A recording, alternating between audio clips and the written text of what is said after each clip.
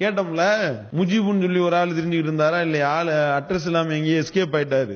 அந்த முஜிபுர் ரஹ்மான் உமரி என்பவரோட விவாதத்துல கேட்டு ஞாபகம் இருக்கா? அப்பாஸ் அலியும் அந்த பக்கம் இந்த பக்கம் பிஜே உட்கார்ந்துட்டு கேள்வி கேட்டார்ல. என்ன கேட்டாரு? சவுதி அரேபியாவுல ஜாலியாத்துல அந்த சிங்கி அடிச்சுக்கிட்டு இருந்த முஜிபுர் ரஹ்மான் உமரியை பார்த்து கேட்டோம். என்ன கேட்டோம்? திருக்குர்ஆன்ல எழுத்து பிழை இருக்கு, அந்த எழுத்து பிழை எழுத்துல இருக்குமே ஒழிய ஓசையில இருக்காது, ஓசைதான் மூலம். அப்ப திருமறை குர்ஆன்ல எழுதின எழுத்தர்கள் தப்பா எழுதி விட்டார்கள், ஒரு அழிவை கூட போட்டு விட்டாங்க என்று சொல்லி சகோதரர் பிஜே அவர்கள் சொன்ன செய்தியை பாரதூரமா முஜிப் என்பவர் சொன்னாருங்க. அப்ப கேட்டோம், சகோதரர் பிஜே அவர்கள் ஒரு செய்தியை சொன்னதை இப்ப உதாரணத்துக்கு சொல்வதாக இருந்தால், ஒரு திருமறை குர்ஆனுடைய வசனத்துல ல இலல் ஜஹீம் அப்படின்னு தான் ஓதுவோம். அதுதான் பேசிக் மூலச்சொல். என்ன? ல இலல் ஜஹீம், காபிர்கள் சென்றடையக்கூடிய இடம் நரகத்துக்கு தான் போவாங்கன்னு இருக்குங்க. இதை எழுதிய எழுத்தர்கள் என்ன பண்ணிட்டாங்கன்னா லா இலல் ஜஹீம்னு போட்டாங்க, லாமு அலிஃபு போட்டாங்க. லாமு அலிஃபு போட்டு லா இலல் ஜஹீம் எழுதிட்டாங்க. அந்த அலிஃபுக்கு மேல ஒரு முட்டை போட்டிருப்பாங்க, நீங்க திருமறை குர்ஆன்ல நீங்க எடுத்து பாத்தீங்கன்னா தெரியும். அப்ப லா இலல் ஜஹீம்னு லாமுக்கு பக்கத்துல மேல அலிஃபை போட்டு விட்டாங்க. அப்ப இந்த அலிஃபு எழுத்து பிழைன்னு நம்ம சொல்றாங்க. எழுத்து பிழை என்று சொல்லிவிட்டார்கள், திருமறை குர்ஆனை சந்தேகத்திற்குரியதாக ஆக்கி விட்டார்கள் என்றெல்லாம், திருமறை குர்ஆனை சந்தேகத்திற்குரியதாக ஆக்கி விட்டார்கள் என்று துடிச்சார் முஜிபுர் ரஹ்மான் உமரி. சரியா? அப்ப சவுதி ஜாலியாத்துல சிங்கி அடிச்சுக்கிட்டு இருந்தார். அப்ப அந்த சவுதி ஜாலியாத்து சல்லிக்கு சிங்கி அடிச்சுக்கிட்டு வேலையை பார்த்துக்கிட்டு இருந்தாரு. சரியா? அப்பதான் இந்த விவாதம் தொண்டியில வச்சு நடத்துறோம்.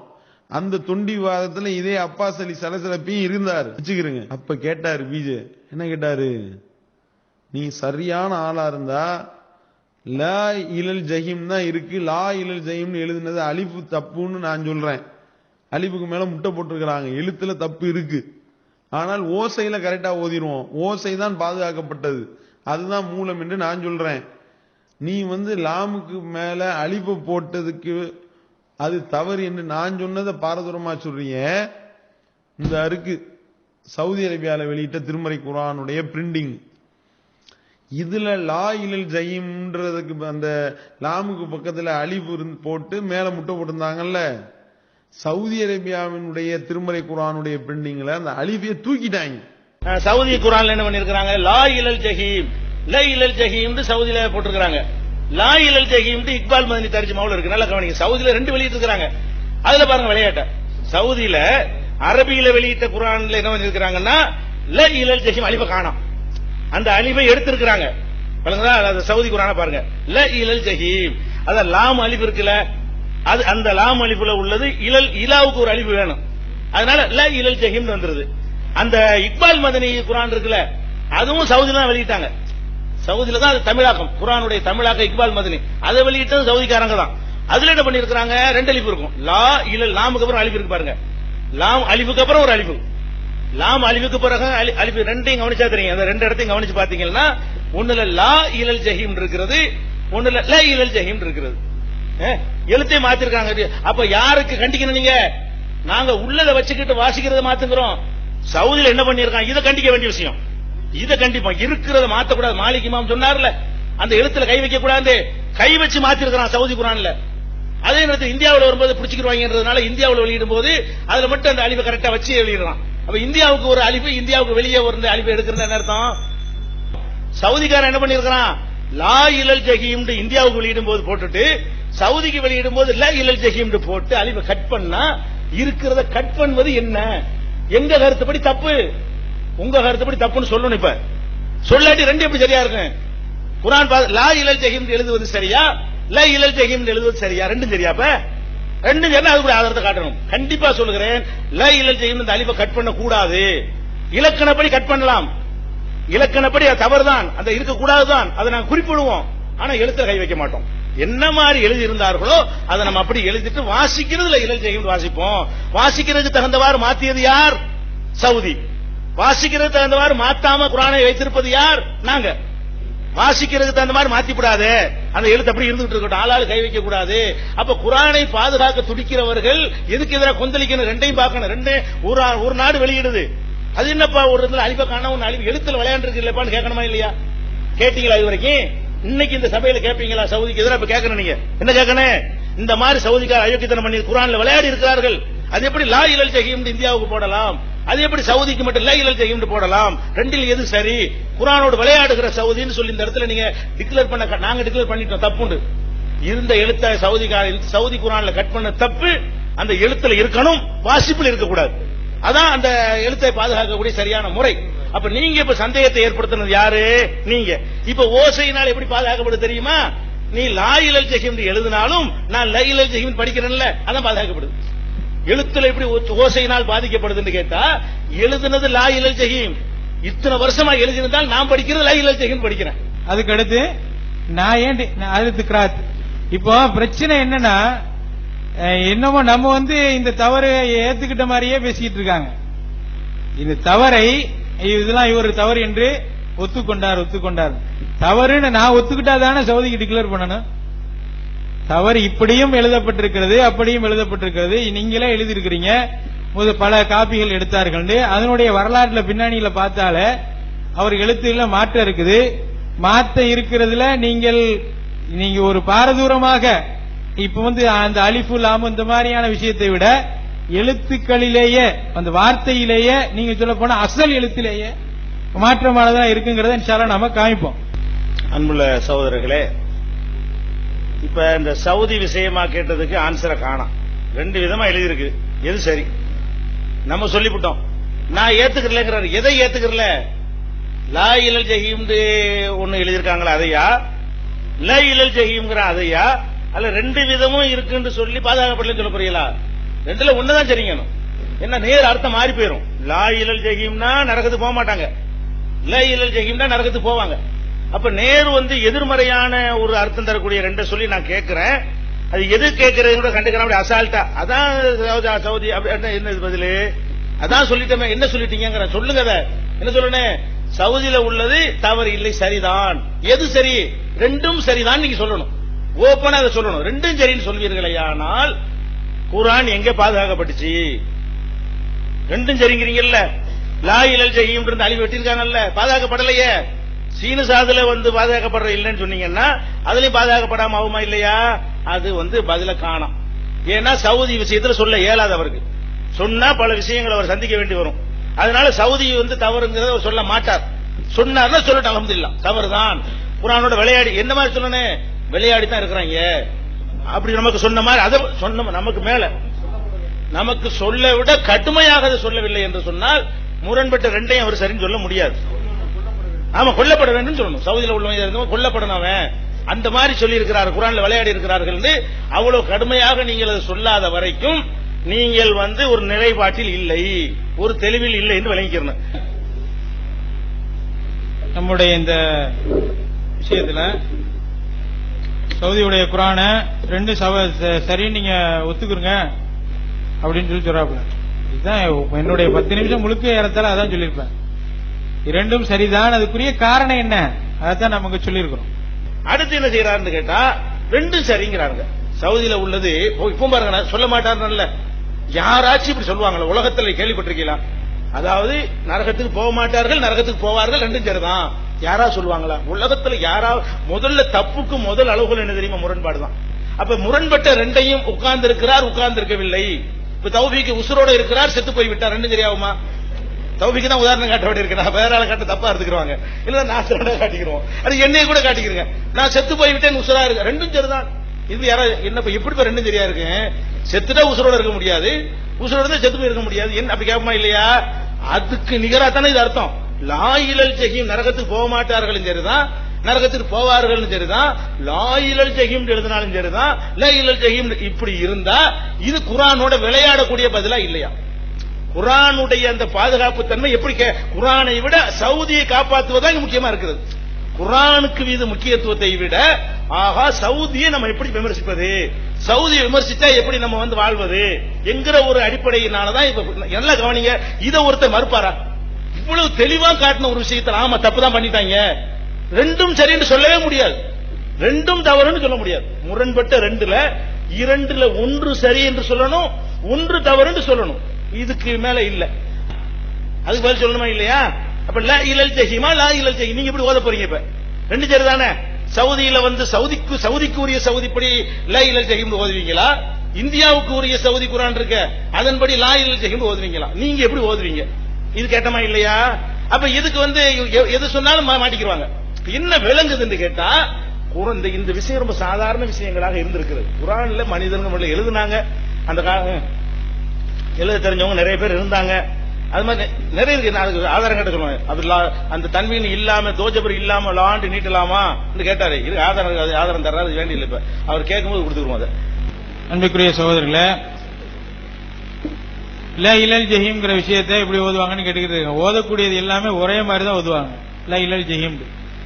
அதுதான் நீங்க சொல்றதுதான் நம்மளும் சொல்லிட்டு இருக்கு. ஏதாச்சும் மாற்றம் இருக்கா? மாற்றம் இல்ல. ஓதுறதுல சரியா ஓதுவாங்க. ஊத்துல் இல்ம் சுதூர் இல்லதீன ஊத்துல் இல்ம் அப்படின்னு அல்லாஹ் சொல்றான். அது மனப்பாடமா அது வந்து இருக்கு. அதன் அடிப்படையில் கரெக்டா தான் ஓதுறாங்க. எழுதப்பட்டது பிழையா சரியாங்கிறது அங்க கேள்வி. எழுதப்பட்டது பிழையா சரியா? எழுதப்பட்டதை நீங்க பொறுத்த வரைக்கும் அது பிழைன்னு சொல்லி சவுதி குர்ஆன்லாம் தப்பு அப்படின்னு நீங்க டிக்ளேர் பண்ணிருக்கீங்க. அந்த அரபு ஸ்டைல எழுதப்பட்டதெல்லாம் தவறு டிக்ளேர் பண்ணிருக்கீங்க. நாம அது தவறுங்கிற. ஏன்னா எழுதுறதுக்குரிய அனுமதி இருந்த அடிப்படையில் அவங்க எழுதியிருக்கிறாங்க. எழுதுறதுக்குரிய அனுமதி இருந்த அடிப்படையில் எழுதியிருக்கிறாங்க. எழுதுறதுக்குரிய அனுமதி இருந்த அடிப்படையில் எழுதியிருக்கிறாங்க. எழுதுறதுக்குரிய அனுமதி இருந்த அடிப்படையில் எழுதியிருக்கிறாங்க. ஆகையினால இது தவறு சரின்னு சொல்றதுக்கு இங்க ஒண்ணு சவுதி என்ன வந்துருங்கிற. இவ என்ன சவுதி என்ன வந்துருங்கிற. இவ என்ன சவுதி என்ன வந்துருங்கிற. இவ என்ன சவுதி என்ன வந்துருங்கிற. இவ என்ன எதிர்பார்க்க நீங்க சொல்லுங்க. ஓப்பனா சொல்லுங்க. சவுதியில எப்படி ஆயிரும்? என்ன பாதிப்பு வந்துடும் சொல்லுங்க. நான் உண்மையா இருந்தா சொல்ல போறோம். அதனால இந்த மாதிரி பாதிப்பு வந்துருந்து இந்த மார்க்கம் சம்பந்தப்பட்ட பிரச்சனைய தனிநபர் சம்பந்தப்பட்ட பிரச்சனையில சுருக்கி கொண்டு வந்து நிப்பாட்டக்கூடிய நிலை வேண்டாம். அதனால நம்ம சொன்னதுக்கு யாரும் சவுதி ஆதாரம்னா மறுக்க மாட்டேங்கிறாருல. அதுக்காக நம்ம சவுதி எதுக்கு சொல்றோம்னு கேட்டா, இவ்வளவு முரணா எழுதிருக்கிறாங்க, அதை சொல்ற மறுக்க மாட்டேங்கிறாரு. அதுவும் சரிதான் இதுவும் சரிதாங்கிறாரு. அதனால இப்ப என்ன செய்யறோம்? இப்போ சவுதி முன்னோடு ஆதாரம் காட்டிருக்கிறோம். இதுக்காக என்ன செய்யறாரு? அவங்க தப்பு பண்ணிட்டாங்க, நீங்க செஞ்ச தப்ப அவங்க பண்ணிட்டாங்கன்னு சொல்றீங்களான்னு பாக்குறதுக்கு அதை எடுத்து ஆதாரமா காட்டியாச்சு. நல்லா கவனிங்க.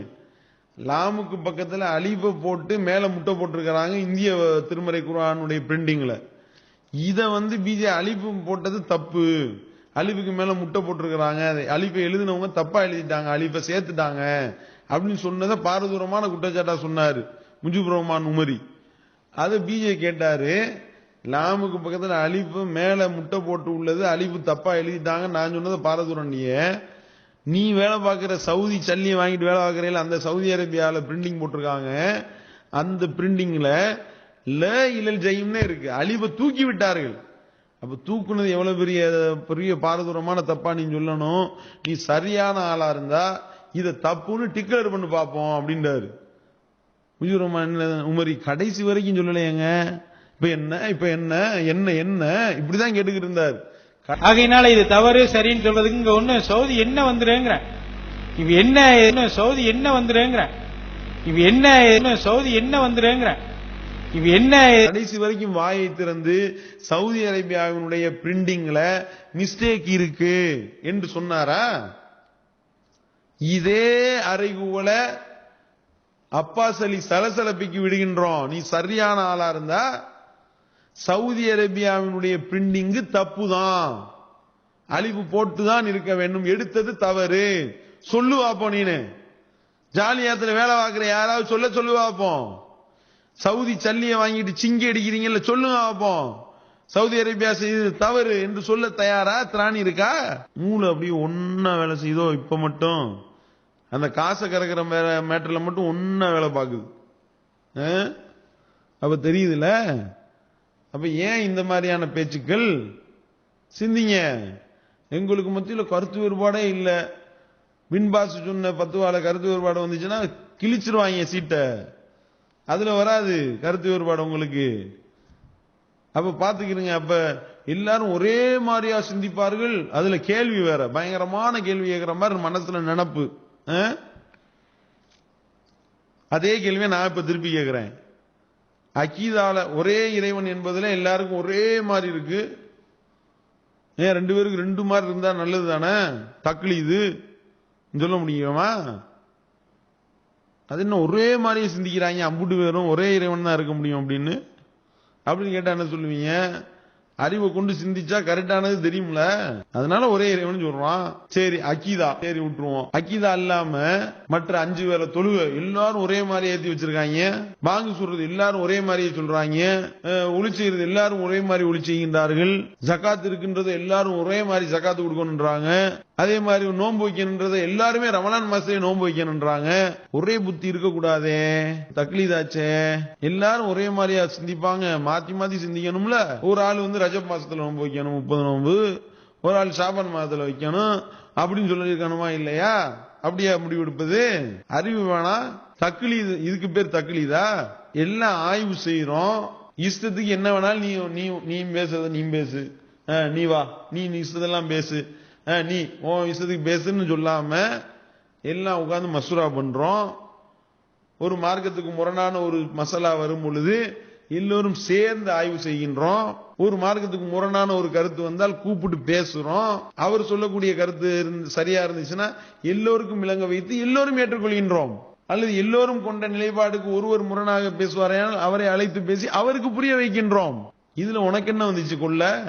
இந்த மாதிரி ஒரே மாதிரியான கருத்துக்களை, கருத்துருவாக்கத்தை ஏற்படுத்துகின்றோம். வெவ்வேறு மாற்று கருத்துக்கள் வரத்தான் செய்யும். அப்படி வரும் பொழுது எது சரியானது என்பதை அலசி ஆராய்ஞ்சு ஒருமித்த கருத்துக்கு வரக்கூடாதா?